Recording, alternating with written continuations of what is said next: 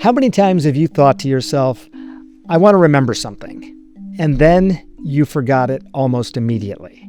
And maybe it's a name, it's a fact, or maybe even it's why you walked into a room. This probably sounds familiar. It happens to all of us. It happens to me. We live at a time when our attention is pulled in every direction, and that's a fundamental problem.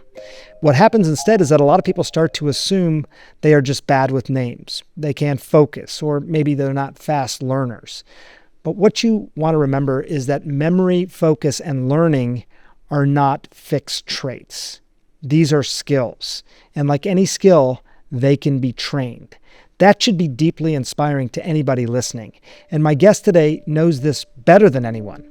Nelson Dellis is a 6-time U.S. memory champion who not only trained his brain to work better, but he also wrote about it for his new book called Everyday Genius. So today, we're going to do a deep dive into how memory actually works, how to improve it, and then how to focus and even learn better in a world that's full of distractions. I'm Dr. Sanjay Gupta, CNN's chief medical correspondent, and this is Chasing Life.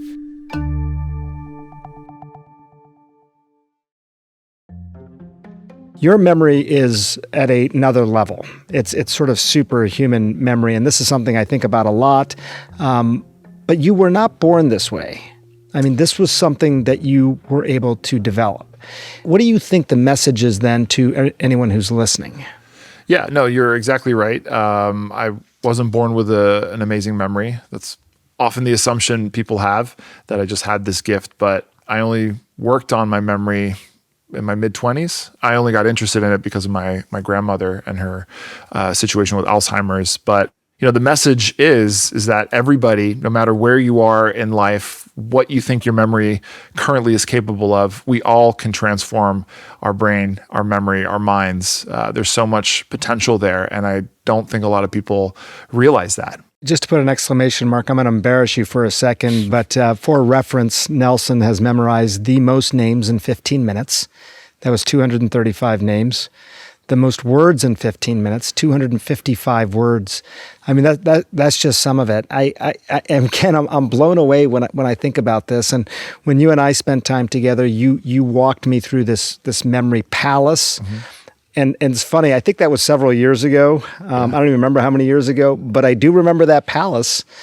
And I do remembering all the presidents by actually walking around the room and assigning those presidents to things in the room.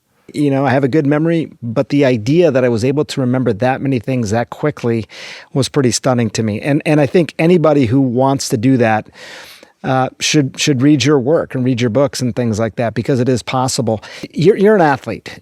Do you approach memory like you do your physical endeavors? I do. I think that's what maybe sets me apart from others who have dabbled in the sport. And even in the memory coaching that I do now, I always approach it with my clients as like, how can we train this as if it were essentially a muscle? Setting goals for yourself, pushing the limits, trying to understand how to break around these barriers. And the mind and memory is just like any other skill that you can learn, and it's not a fixed thing. I imagine when you're starting to coach somebody, you probably have to dispel with some misconceptions to start. And maybe that's what you're doing right now. This idea that it is like a muscle. It can be trained that way. Poor memory is often something that's, if you really dig down, is attributable to distraction, to lack of attention for people. But how do you start? If somebody comes to you for memory coaching, where do you begin? A big part of it is trying to erase this label that people so easily attach to themselves in their own memory. It's very common that you meet people who are just like, I'm a goldfish. I have a terrible memory. I'm terrible with names. And they've just fixated that idea onto themselves.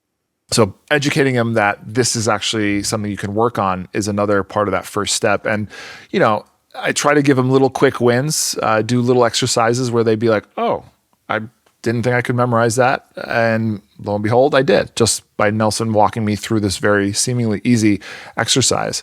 Yeah, it is interesting. So we've been talking about the memory palace. For people who don't know what that is, aren't familiar with it, can you just, in a few sentences, describe what you mean? Sure. So it dates back thousands of years. This is a technique in some shape or form that ancient civilizations would use to remember the things that propelled their knowledge forward by generation. And what they did is they attached associations or imagery for the things they wanted to remember to actual locations that they could visualize or that they were familiar with in their mind. So translate that to modern day. What is a memory palace? Well, you can imagine your home, for example. It's not a palace, or maybe it is, I don't know. But it's a place that you know very well. If I asked you to close your eyes and walk from the front door to your bedroom in your mind, that's easy. It's not like you sat down and memorized it. You just know it because you live there and you go through it hundreds and hundreds of times in a year. And so we can use these familiar places as a piggyback to store information. And so when I'm memorizing cards, I'm choosing a memory palace. I'm looking at the first few cards and turning them into pictures and attaching it or imagining it at the first location of this memory palace. And then I go in my mind to the next place in the memory palace, which after I walk in the door, maybe it's the entryway to my house or apartment. And I put the next images and so on. And you can create this pathway through this structure. And then when you want to recall the information, all you have to do is think back to the place and walk back through it again and pick out the images that you laid there. It sounds like a lot of work, but it's one of these things that when you try it, you see how natural it feels to think that way. And do you use that like in your regular everyday life? I mean, a competition's one thing, but let's say Sure. you're at a cocktail party and you're meeting, 20, 30 people. Could you use a memory palace, or what's your technique to remember 20 new people, for example? Yeah, so strategy's the same. The memory palace component of it looks a little different, and I'll explain why. So if you think about, memorizing a list of words, let's say, and placing them in a memory palace, when you're going to recall them, you probably are going to need to go back through them and pick them out, right? You have 20, 30 words, whatever. I want to be able to make sure that I hit all those words, whether it's a grocery list or a to-do list. But with names, you're meeting people all the time. Let's say you're at this cocktail party, there's 30 people there. What percentage of them are you actually going to ever see again?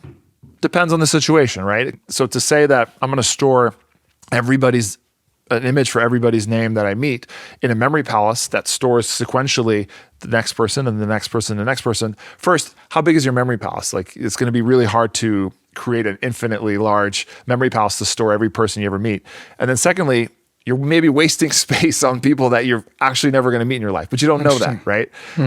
So the idea is that instead of building this structure, what you can do is make kind of a mini memory palace where you take the person themselves as the anchor. So just like in a memory palace, you might attach things to the door and then the entryway and the TV and so on.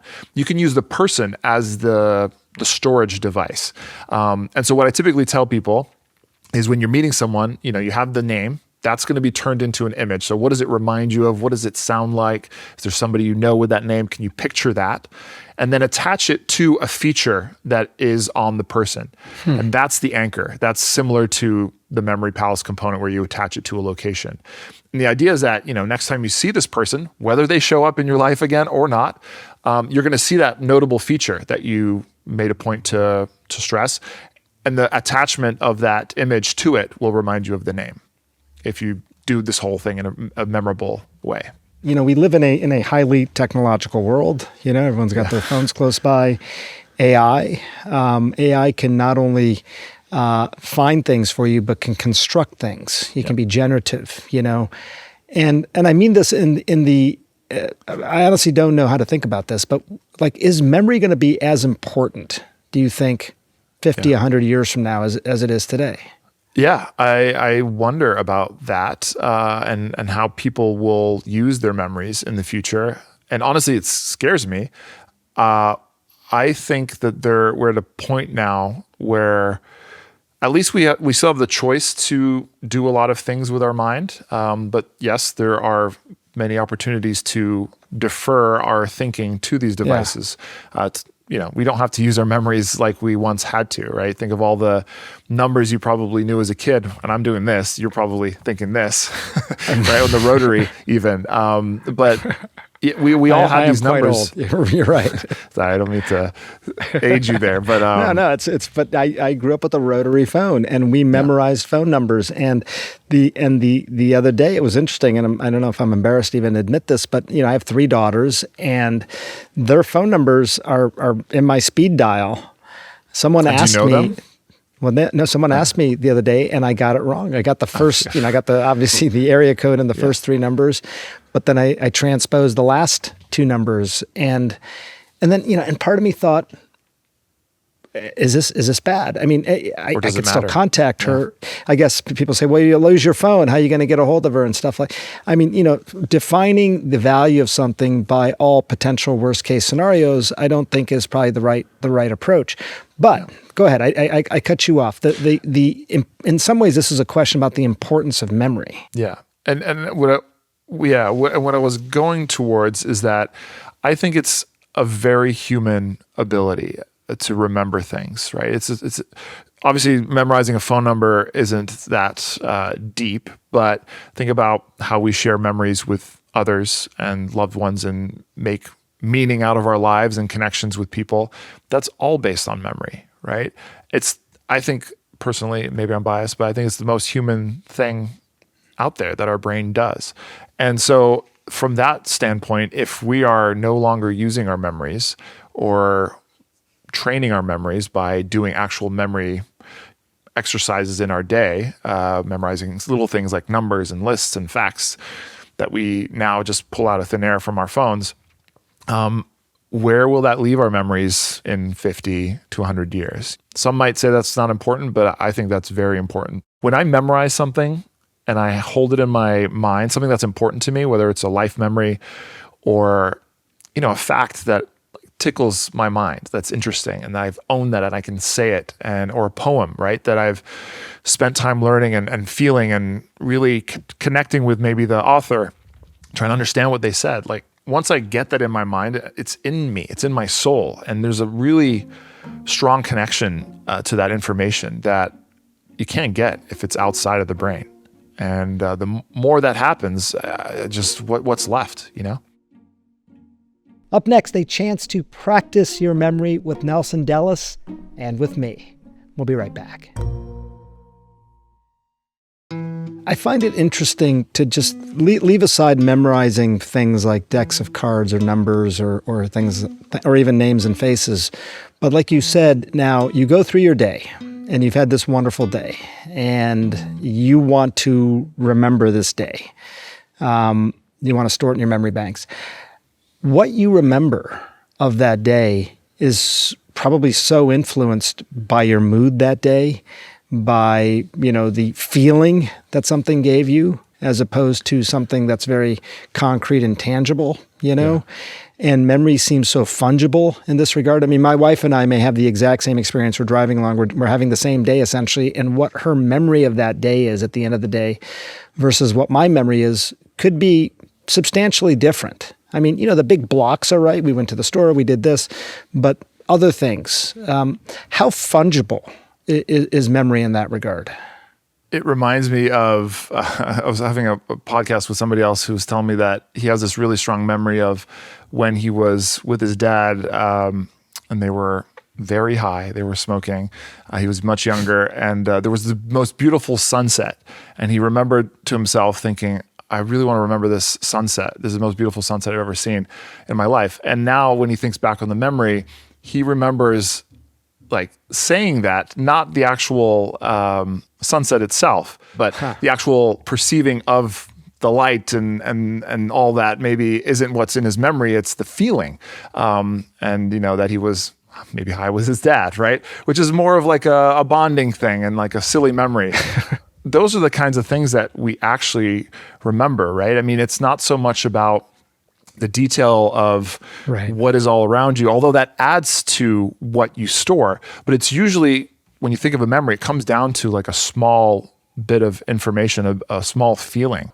The nice thing about training your memory is you start to develop this relationship with your brain and your memory, and you understand what sticks, what doesn't, how to make things stick. And that translates to your life, how to make your life more memorable.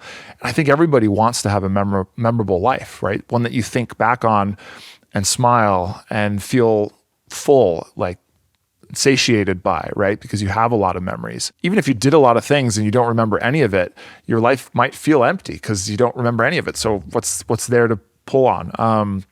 So I think there's that argument for working on your memory, because it will translate to keeping your memories alive, and appreciating the moments in which these memories can develop. So I just find it so important that people value their memories just to hold on to their lives more. In some ways, I think this brings us back to the discussion of what got you interested in this in the first place, which was your grandmother and Alzheimer's disease. And again, this is something I've struggled with, and I'm a neuroscientist, but this notion that with somebody who develops dementia like that and does not remember things that we think they should remember, even the names of their loved ones and things like that, I think we assign an inherently sad sort of circumstance to that. We think that is sad because they're not remembering things. And I don't know. That sounds right to me, but it's very hard to get in someone's mind as well and understand what they are actually thinking in those moments where they're not remembering things we think they should remember. But I think the question I'm sure you have asked yourself is, as someone now who has done so much work on your memory, does that buffer you, do you think, against potentially developing dementia later in life?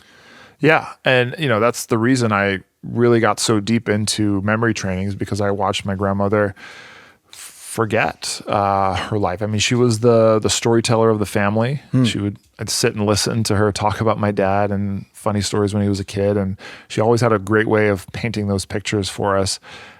And then she couldn't, and she didn't, and she had nothing to say, and she would forget who I was. And it was such a bizarre thing to see, and sad and amazing to watch this powerful brain just become empty, But does it protect what will eventually happen to my mind? I think so. Maybe you'd be in a better position to answer that from a health perspective, but I have to think that the way I've treated my brain, the tools that I've built it, the cognitive reserves that I've created will last me till the end of my life. And whether I'm due to get Alzheimer's at some point, maybe it's going to be pushed later, because I don't know. I always think that if there's some version of me that's, 85, I'd have to say that the 85-year-old Nelson memory champion would have the tools to be a little more with it, have a better, sharper memory. Look, I think you're right. And I only hesitate because I think some of these things are not yet fully known. Yeah, but I do think exactly. the idea of cognitive reserve, cognitive resilience probably plays a significant role.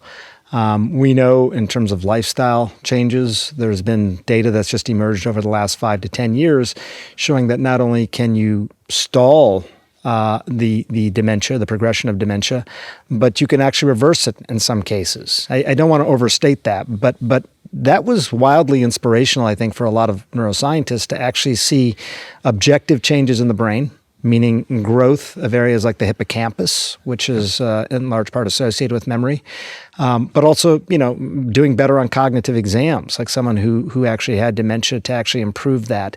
And I have to believe that, and this was without medications or drugs, this was just lifestyle changes, including lots of what they called brain training, which is what I think you're referring to as well. Yeah, and it's not just memory training. That's maybe just one thing that I particularly like to do, because I'm into memory sports. So that's my mental training.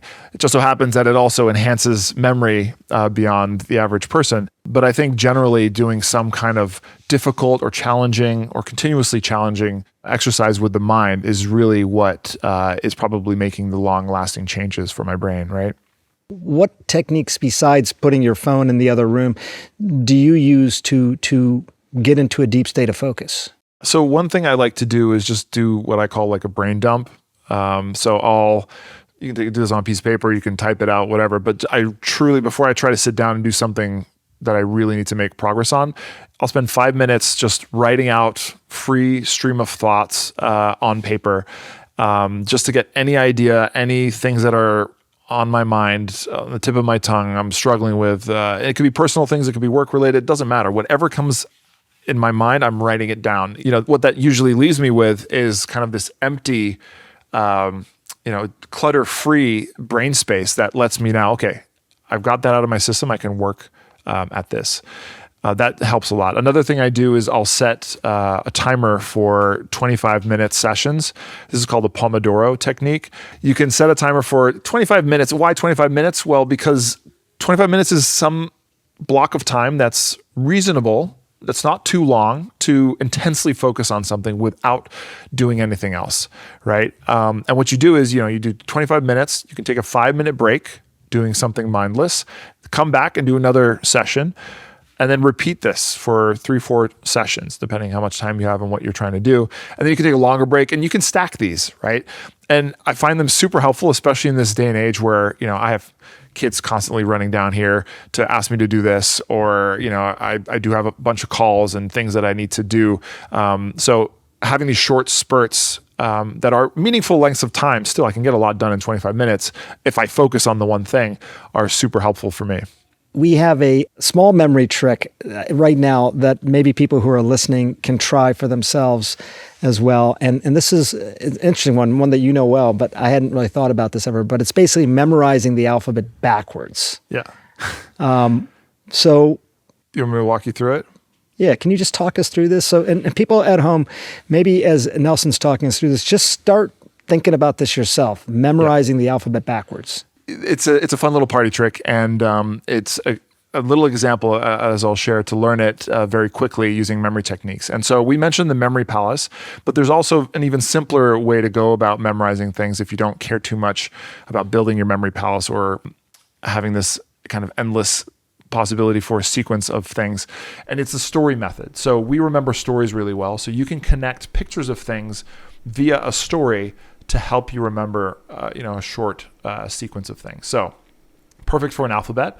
Now there's 26 letters in the alphabet. That's a lot of things. So what we can do is something else called chunking, where we can group meaningful patterns in chunks so that there are less things to memorize. So if you follow along with me for this story, you'll have the alphabet memorized, okay? So, and again, imagine. This is the key root of memorizing better, is to have these intense visuals. So really take a moment to visualize what I'm about to tell you in your mind with the colors, the sounds, the feelings, the actions, all these things kind of enhance it. So I want you to start by picturing that you're at a beach and there are these 6 waves crashing over. You're in Hawaii. It's a beautiful sunny day, and you can see these massive 6 cresting, curling waves coming at you. All right, so 6 waves.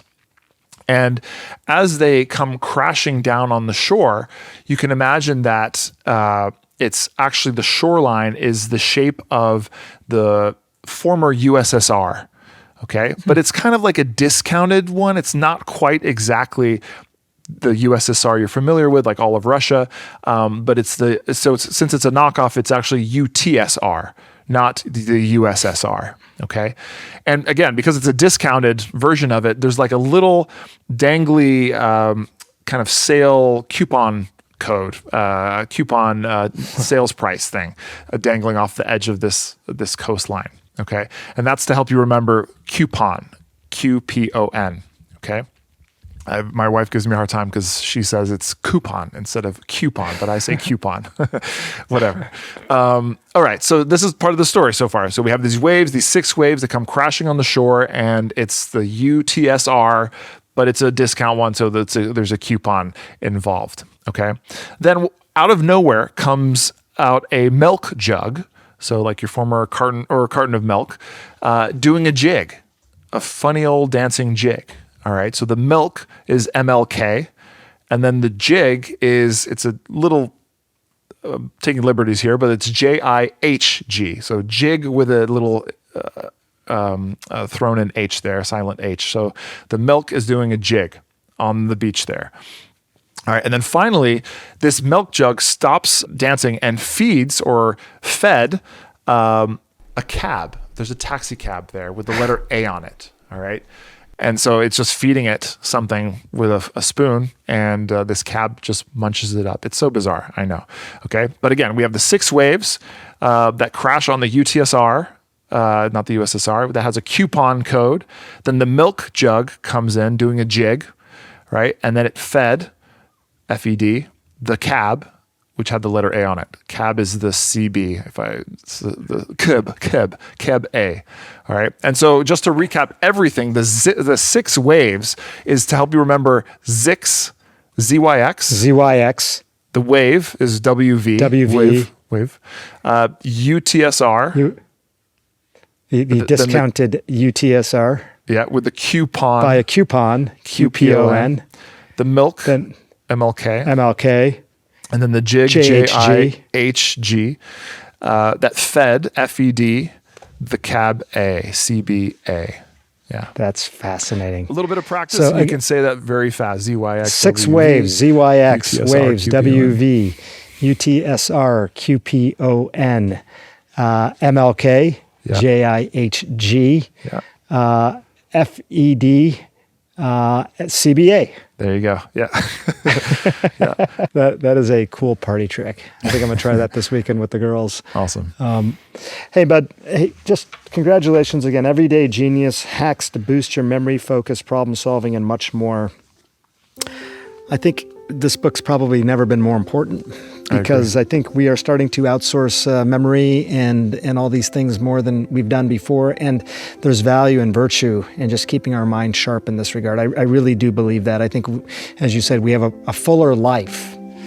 Fuller mind, yes, but a fuller life if we pay attention to these things. So thank you for sharing that with us. Yeah, I'm glad you like my book, and it's really a big, important next phase of my life because I think it is so important that we value our brains, and I think we all can cultivate this inner genius within us. We all have this capability. It's available to all of us. Okay, admit it, you are trying to recite the alphabet backwards right now. I bet you can do it. I can do it. It's pretty amazing. You learned that today.